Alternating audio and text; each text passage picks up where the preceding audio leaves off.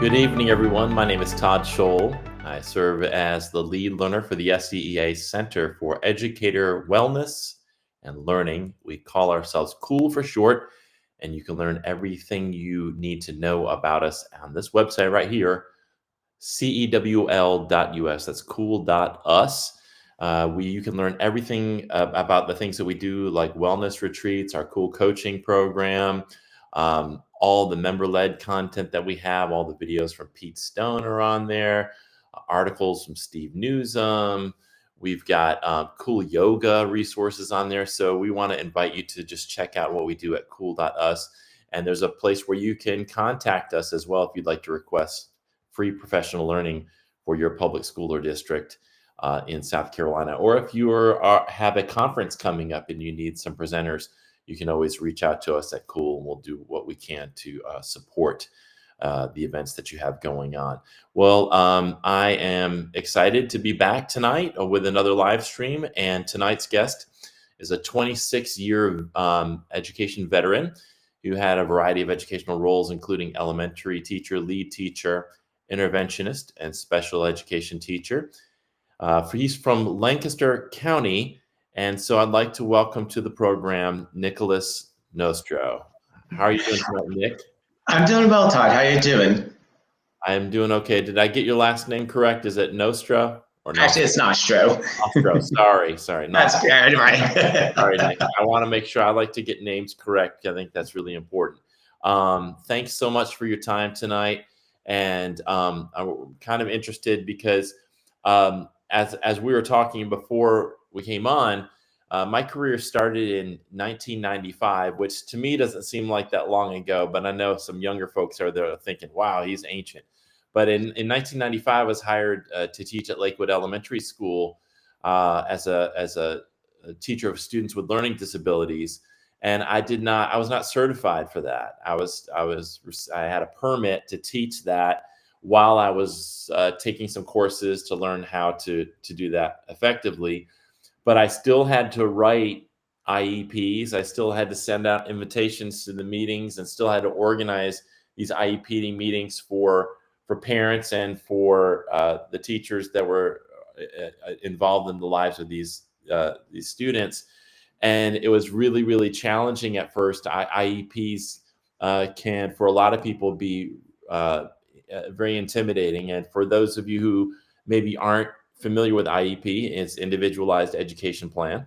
And Nick is an expert on IEPs. And I want to thank Melody Bollinger, who she is the UniServe director for the upstate here in South Carolina. She recommended Nick and felt like him bringing his expertise would be helpful to some educators out there who need some help in learning how to write an IEP. So let's start with that, Nick. Let's start with the idea of, for people who are new to this, exactly what an IEP is and why they are so important for our students in special education. Well, I mean, it goes back to what you were saying. Even back 26 years ago, I remembered the IEPs were being created old-fashioned, if you will, through just regular paper and pen. We had to write them on triplicate paper. And once you make a mistake on one, I remembered that you had to cross it out, rewrite it on the same form, and then you had to have everybody in the party to initialize it. So a lot has changed with writing IEPs. But the idea of writing an IEP is still very important because, as Todd said, it is an individualized education plan. And what's very important about an IEP is making sure that the student gets the resources and the tools that they need in order to bridge the gap that they have. Because remember, in order for a student to get an IEP, they have to go through the MTSS process, which is the multi-tiered system. And so everybody is at tier 1, which is where they're supposed to be along with their peers. But the dilemma is a lot of kids are falling behind. So we go through the MTSS process where the kids go to the next step and get an intervention from either the school psychologist or the interventionist at the school, or when I used to be a lead teacher, I would be the one to provide the help that the child needed to figure out where the gaps are that the kids need for room for improvement. And of course, if the kid has the intervention and the intervention's not working, we would change the intervention. And then based on the data there, if they're still not where they ought to be, then we would like to have them go to where we move them to the tier 3 process, where we would have the child evaluated by the psychologist, and then also along with the interventionist or lead teacher to make sure that we get enough data collected to determine whether or not a student needs to have an IEP. So that's pretty much the nitty-gritty of the process in order to get an IEP. Now I'd like to talk about a little bit about the IEP itself. Okay. Yeah, please, go ahead. All right, so with regards to the IEP itself, depending on where you are as the teacher for special education, along with the school psychologist, it's really important to make sure that we're in constant communication with one another to make sure that we get the information that we need, not only from the child, but then also from the parents as well. Because it's very important that we get a lot of history of the child to get an idea of where the child is based on their education history, based on their social information, their physical information, environmental. There's a lot of aspects to it. In regards to writing the IEP, we want to make sure we do it in due diligence time. For example, with a lot of IEPs, like for example, if they're due, let's say October the 8th, we want to make sure we do it weeks in advance. So it's always a good idea for me. What I've done is, let's say the IEP was due October the 8th. I actually notify the parents at least a month to 2 months in advance. So even when school starts, I already let the parents know like their child's IEP is coming up in October.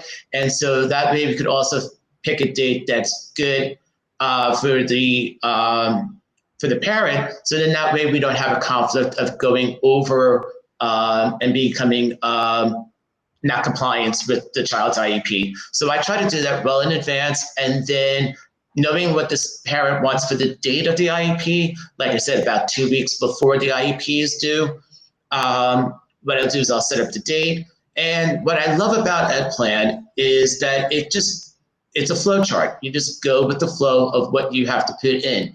The notice of the meeting is very important, making sure you have everyone that's involved as a team. So the IEP team includes your LEA representative, yourself as the special education teacher, the parents, either both parents or one parent, also any of the teachers, especially a general education teacher. Most notably, if it's an elementary, usually it's just one elementary teacher.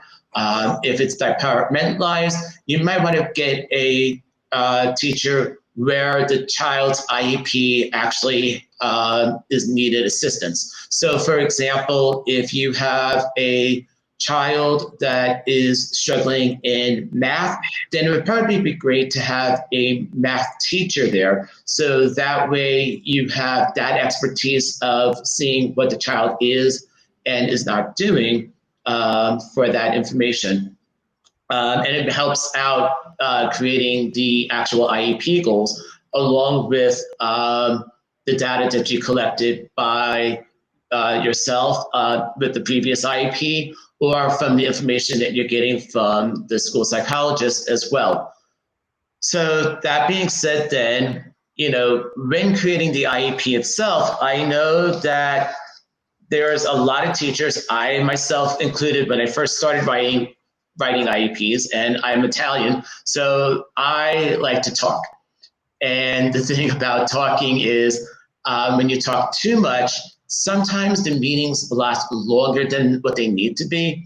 And if you're getting the communication from the parents and from the other teachers and from the school psychologist, the meeting shouldn't really last that long, because all the information that you're getting through the communication should be written in the IEP. And you really want to be very specific oriented, but at the same time, a summary will actually be a good idea as well.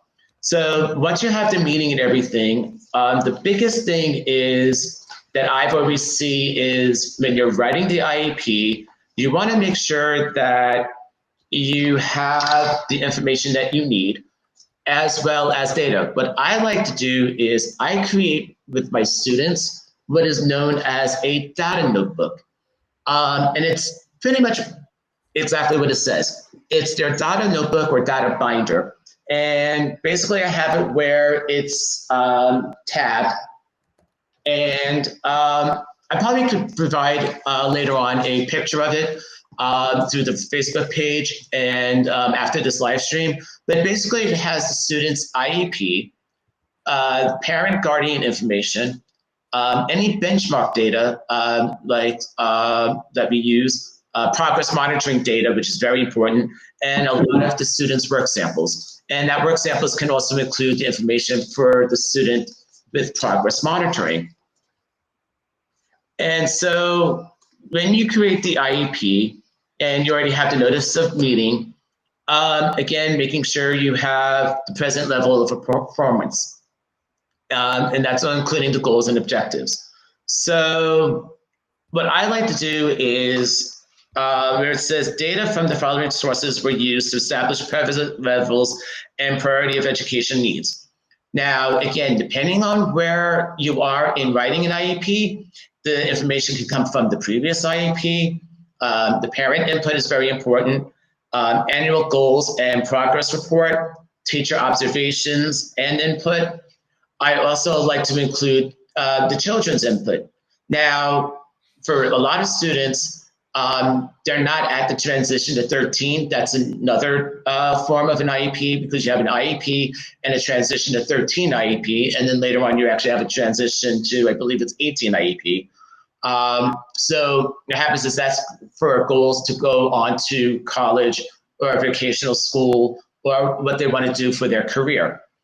But I always get my students' input, because it's very important to get their say, because it's their IEP. It's individualized to their need. So I always try to get their input as well, so they have that responsibility for it, as much as we are responsible to make sure that we abide to the IEP, along with their teachers and anyone else who's part of the IEP team. Summarizing parent input, that's very important. Again, summarizing what the parents are finding in their child's strengths, but then also what they feel is an area of concern. And then, again, also putting in information about the student. I like to say that the student is enjoying playing board games, or is enthralled in their soccer matches during the fall. So it's those kind of things that you want to add into that IEP that makes it not only for the parents, but like I said, for the students as well. And then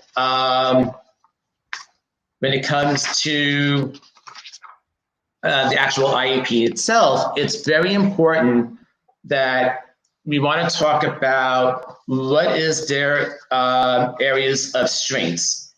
And again, when you write an IEP, you want to make sure you write down as much information as you can. But again, you want to make it to where it's not a whole lot.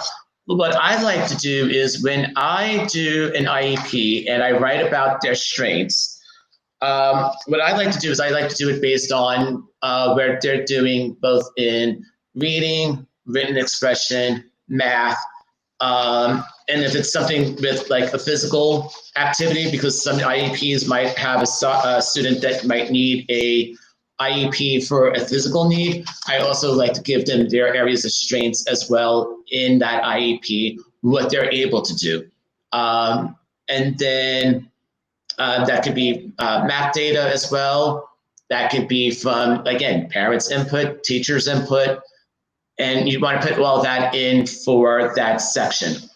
And then, of course, where it says for the area of concerns or their needs, that's where you really want to put in the idea of where they want to put the information is, where actually their goals are. So, like, for example, you could say that the student's area concern is in reading context clues, working on reading fluency, inferential questions, whatever they have based on that IEP goals should be put and provided in their weaknesses.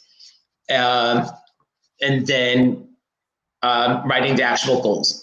So in writing the actual goals, again, we used to write it, we still do want to write it where it's a SMART goal. But the wording now has changed to where you're saying given, and then what they're going to be doing. So I'll give you an example. For this student that I had that is a sixth grader, and they're still reading at a fifth grade. And this is based on the data that we've collected. And so given a fifth grade level reading passage, the student will determine the meaning of vocabulary words using context of the reading passage with 95% accuracy in 2 out of 3 trials. Now, what has happened is we used to write a lot more where it would say, given a fifth grade reading level passage, the student will determine the meaning of vocabulary words using context of the reading passage with 95% accuracy in 2 out of 3 trials from the previous goal of, let's say, 50% accuracy. We don't have to write that in the goal anymore. We mentioned that in the weakness part. So that way we're not repeating ourselves because the data has already been mentioned and the input has been mentioned in the areas of academic strengths and then also the areas of academic weaknesses, where I always like to say needs improvement. I don't like the word weakness, to be honest with you. And then the beginning date would be the date when the IEP is finalized, and usually it should be on the day of the actual meeting. And then, of course, it's 1 year minus 1 day for the following year. Now, for the evaluation procedures, in the past, a lot of people think they would say, as measured by AIMSweb or as measured by Acadians. We don't want to do that anymore. And the reason why we don't is because a lot of counties in South Carolina don't always use the same curriculum-based measurements. And so what happens is, let's say, for example, Lancaster uses Acadians, but let's say somebody in Cumberland or let's say York County uses AIMSweb, then the problem is then we would have to amend the IEP based on the information given from that. So that becomes like a conflict that we have to amend the IP. So it's always good to say curriculum-based measurement because it's broad enough that we know what the student needs to work on and then works on it based on whatever we have in that county. In regards to another reading one, given a fifth grade level inferential question, the student will be able to answer them with 90% accuracy in 2 out of 3 trials. Now, a lot of people probably are going to ask, like, why is it 2 out of 3 and not, let's say, 4 out of 5? Well, again, it depends on the county. In the past, Lancaster used to be 6 weeks marking periods, but then we went back to the traditional 4 marking periods in 9 weeks' time. But the problem is, like, now that we're in October and we're almost getting to the end of the first marking period, the problem is you have from August until October to get as much data as you can with the student. And this is coming back previously from their prior progress monitoring that they've done, and you also have to look at their progress report. So remember, you're also taking information from their previous IEP and their progress report. And if you don't know the student, and they were reading, let's say, according to progress monitoring, let's say the student was still at, let's say, 80%, then you still have to give a goal to where they are going at least 15% above. Now you're probably saying also, well, 90%, 95% is too high, because usually a mastery goal is 80%. Well, again, this was written with the input from the parents. So at back, we changed the accuracy rate to make it to where even if the student was still, let's say, at 75 or 80%, which means mastery, the parents still wanted to make sure that, you know, we hit 95% before we move the student to do sixth grade context clues passages, to make sure that the student's getting on par, being that this student was a sixth grader. So that's really important. And then, again, just making sure that, you know, in writing the IEP, you want to make sure, again, you know, you have your, what is the frequency? Like, how often will the services being done? Now, with a lot of services, it depends on your district. In Lancaster County, the period is usually 45 minutes a day, 5 days a week. So it comes out to a total of 225. So again, you have to balance that services for that student based on their needs. And again, you can have direct services or indirect services. And then, of course, you want to make sure accommodations. Now, I know in writing accommodations, it's very important, because a lot of us pretty much have the basic ones. And I do love about EdPlan is that, you know, you have the click down menus of the basic ones that we as special education teachers, general education teachers use, such as oral administration, preferential seating. Those are like the common ones that we always use. But the problem with those is we really need to be specific as to what oral administration means. So that's what I like about EdPlan is that it says describe any special instruction. So for example, with regards to oral administration, we made it to where we said oral administration. So I have it where it's written in bold, and then I write the actual instruction. So I'll say read aloud, and then in parentheses, by human and or electronically. And the reason why that's important is because sometimes there are programs that cannot be provided to be read on a computer. And so there are times where you're going to have a human factor. So that's why it covers both ends of a human as well as electronic. And in this case, we had the assignments, quizzes, and tests in math, science, social studies, and encores. And then read aloud by human and or electronically, assignments in ELA, with the exception of tests and quizzes assessing reading comprehension in reading and or writing.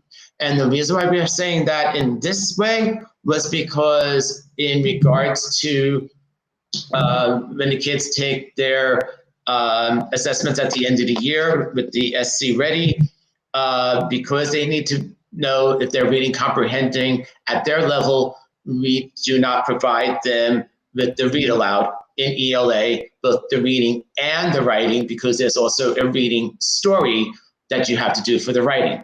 Now, there are exceptions to the rule. So you have to talk with your LEA representative, and then also making sure you check South Carolina Department of Education guidelines for those exceptions, especially when it comes to reading for ELA. Preferential seating.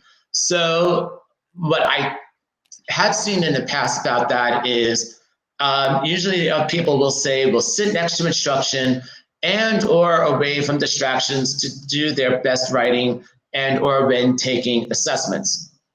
That's the standard, as broad as it can be, but it can also be more specific. You can say that student will sit next to instruction and or away from distractions to do their best learning and taking assessments by her or by them. How can I word it? By taking assessments um, where they feel comfortable. So again, you want to try to be specific, but then also make it into the needs of that individual. Now, for me, I was hearing impaired, or I am hearing impaired, and I never had accommodations, but my preferential seating wasn't really sitting in the front. For me, it was actually sitting in the center. So if I were to have it written down, I would say Nick will sit next to instruction or away from distractions. It would be in the middle of the classroom to where Nick is available to hear throughout the entire classroom. So the wording has to be very important, and you want to try to make it as specific oriented to the needs of the child, but then you could also try to make it broad so that it's not always sitting in the front. And that's a lot of things that regular education teachers have a misconception of. It's where you want to fit it to where the child is. And then, of course, I could go on and on in writing an IEP, and I know we're almost out of time, Todd, but those are the basic things that I feel like are very important right now. But if you have any questions or if you like more information, you can find me on actually the Lancaster County Education Association website. That you can do, and you can always send me a message that way, or you could contact me in any other way possible. But I'm here for you, Todd. I could provide you some of my information. Sure. If anybody asks. That'd be great. One question I have before we log off: when I was teaching, I was in the classroom for 15 years. 2 of that as a special ed, and then 13 not in general ed. I did notice that sometimes there was some tension between special ed and general ed teachers, especially around IEPs and accommodations. If what are some things that you wish general ed teachers knew or would do that would be help support the special education teachers and students in their building? Because I feel like sometimes there's that tension there, maybe some misunderstandings. What are some things that they should know? Because there might be some general ed teachers watching tonight, and I'd love for them to hear from you what they can do to be more supportive. And I think you bring up a good point, Todd, because I remembered, you and I have been both regular and general education teachers. So I would like to say we have the best of both worlds. So coming from special education and a regular education teacher, we all have our strengths and our areas of improvement. And the thing is, we definitely need to make sure that we talk to each other. It's not I guess from certain perspectives, I think some people think that because we're special education, that we're more special than regular education teachers. That's not the case. A teacher is a teacher, regardless of what is in front of us as a title, whether it's general education or special education. We are all teachers the same. The biggest thing is we need to meet the needs of the children. And meeting the needs of the children means to make sure that we work together with the children, to make sure that we abide to the IEP, because that's a law-abiding document. And from my role as regular education teacher, I asked a lot of questions to the special education teacher. And that's very important, because you're asking the questions that are important, like, why does the student have this accommodation? Or can you clarify what this accommodation mean? How can I work with this child with this reading goal? Because if I've already been doing that through the tiered system, and I've been the one who's been doing the intervention with the child, if it's not the interventionist or the lead teacher, then I need to know what else can I do to better help the student. So putting that from the regular education. From the special education perspective, I'm in constant contact with the regular education teacher to make sure I know that my students, or correction, our students. So you see what happened? A lot of people think it's like it's my student. No, it's our students, Right. and it's our responsibility. So the thing is, I want to check on our students to make sure that they're using the accommodations, that they are doing the best they can in the classroom, and I make sure that working with the teacher to ensure that the child's doing the best work that they can, and then also getting the feedback from the students to make sure that if I'm hearing something about a teacher, I'm going to talk to the teacher. If I'm hearing the teacher saying that their students said something about me, again, it's communication. It's very important. Reaching out to them, reaching out to us, reaching out to the parents and everybody who's involved in working with the child. Yeah, that's great advice. Thank you so much, Nick. Appreciate your time tonight and your expertise in sharing so much vital information around IEPs. And hopefully, folks who have questions will do so in the comments. And of course, we invite you to check out the Facebook comments and answer any of those questions that people might have, or share any resources that you feel would be helpful as people watch this. They might be watching it tomorrow or over the weekend. But thank you again, Nick, for all this great information tonight. Appreciate it. Thank you for having me. Have a great evening. All right, you too. All right, everybody. That was Nick Nostro from Lancaster County. Wonderful information there about individualized education plans. Hope that was helpful for folks, and want to encourage you, if you have questions, to put those in the comments as you're watching. A couple of things I want to promote coming up. We have Cool Yoga. You can go to cool.us/yoga. Alex also does these live on Wednesday nights on our Instagram and TikTok channels. So if you're not following the SCEA on Instagram and TikTok, make sure you do that. Every Tuesday and Thursday night. This is one of the most amazing resources for induction teachers, and any educator in South Carolina in the first 5 years can access free online one-to-one support. You just go to cool.us/coaching from 6 to 8 p.m. anytime between 6 to 8 p.m. You don't have to commit to the whole 2 hours. You can show up at like 7:12 p.m.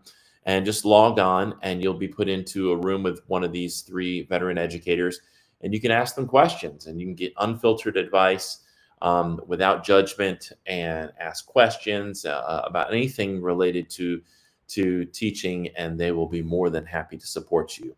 Coming up, we have a couple of really good live streams. This one is coming up in 2 weeks from tonight, on October 22nd. Matthew Bowerman is an administrator. He's going to be talking about trauma-sensitive spaces.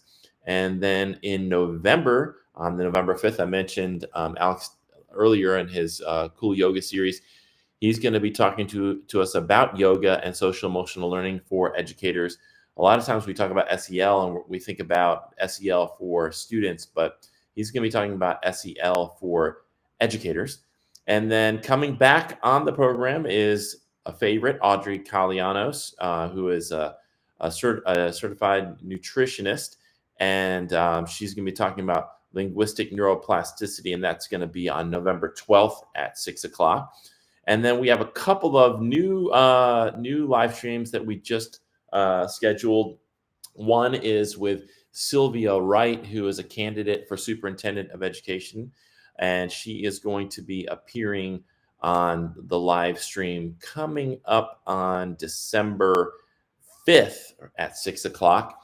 And then Lisa Ellis, who is also a candidate. She ran last time, and she's going to be running again She will be appearing on Cool Conversations January 7th at 6 o'clock. So we want to invite you to join us for all those live streams where you can interact as well.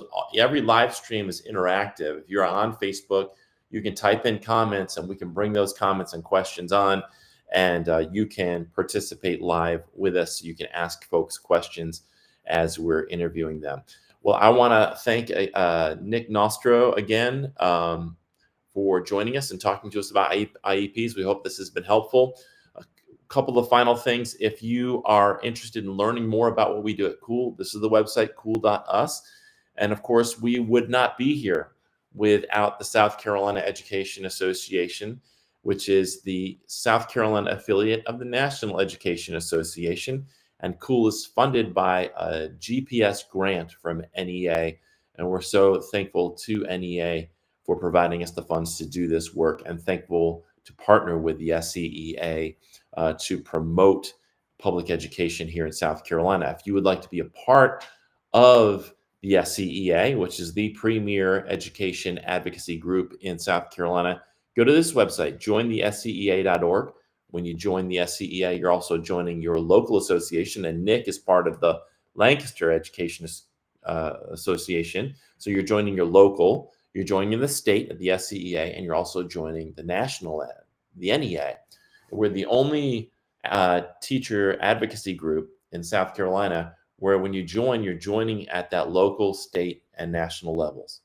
We feel like this is important because policies that are created in Washington make their way to the State Department and to the State House, and they make their way from the state from Columbia out to local districts. So if we're not advocating at all three levels, we're missing something that's going to be really important to the lives of educators and their students.